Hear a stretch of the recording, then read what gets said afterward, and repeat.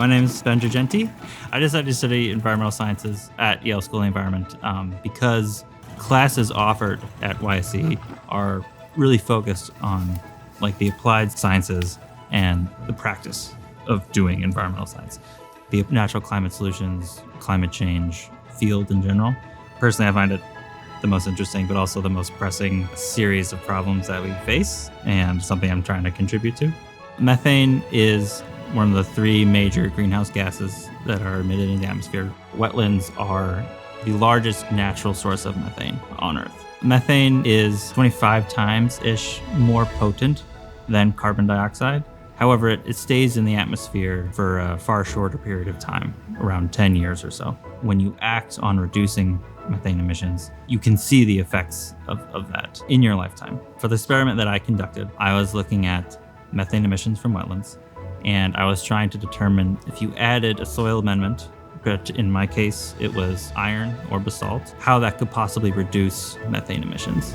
In my experiment, I set up a series of 72 little wetlands and added varying amounts of iron to them to shut off methane production. There were a handful of things that I had to do. One of them was to become proficient in plumbing in a relatively short period of time. I had to build a gravity-powered irrigation system to make sure that each of the 72 wetlands that I had was at the same water level constantly throughout the entire experiment. I also had to harvest, in the end, around 2/3 of a metric ton of soil from a wetland. That involved wading with chest waders into a wetland and doing a lot of shoveling and swearing and muscling around in the mud.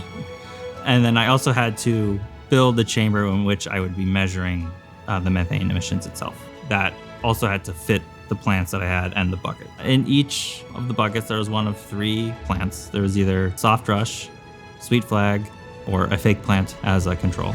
And then it had one of four soil treatments, a control, so nothing, a high amount of iron, a low amount of iron, and then we also added some basalt in a fourth treatment as well to see kind of what that might do. In this most recent experiment that we are currently running, anecdotally, we are seeing differences amongst the treatments. It seems like early on, if you are doing a wetland restoration of sorts, and you are able to till in iron into the soil, in this latest experiment we mixed iron into the buckets, you would be able to cut off methane emissions.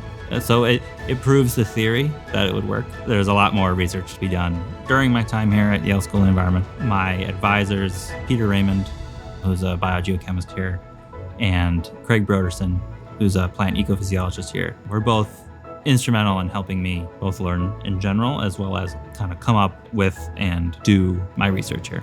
Craig was extremely helpful with everything plants, as well as helping me with the weather station and allowing me to borrow equipment when I needed it. Peter Raymond, my academic advisor as well as my research advisor, is a wonderful big ideas guy who just constantly kind of peppers your brain with the big picture stuff that allows you to get a little bit more creative with your research. This research showed me that, people can get really creative with climate change solutions, and there's a lot of geoengineering techniques that we can utilize that could definitely help us reduce the effects of climate change and hopefully get the amount of carbon in the atmosphere down. It also shows the limits of this approach and the fact that these are supplemental strategies to dealing with climate change.